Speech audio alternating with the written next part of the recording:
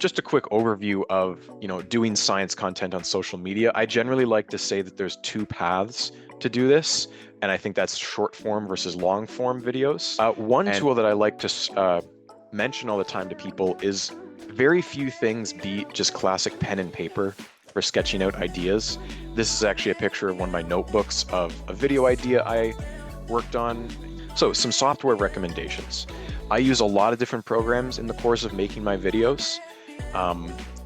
They're very versatile, and you kind of pick and choose what works for you. So here are 3 examples of the hook that I use to draw people into these otherwise fairly boring videos.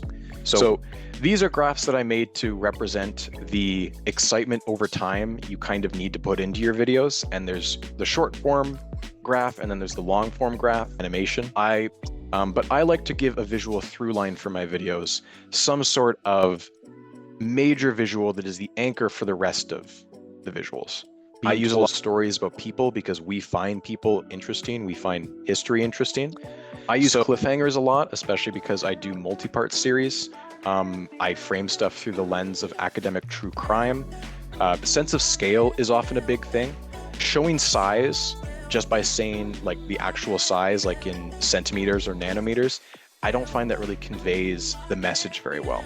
We're using analogies through, day-to-day stuff that we can see with our own eyes to explain stuff that we normally can't see. So that's tone of voice and music can do a lot to convey the meaning of a certain scene. But basically there's generally one main screen. This is the 3D environment.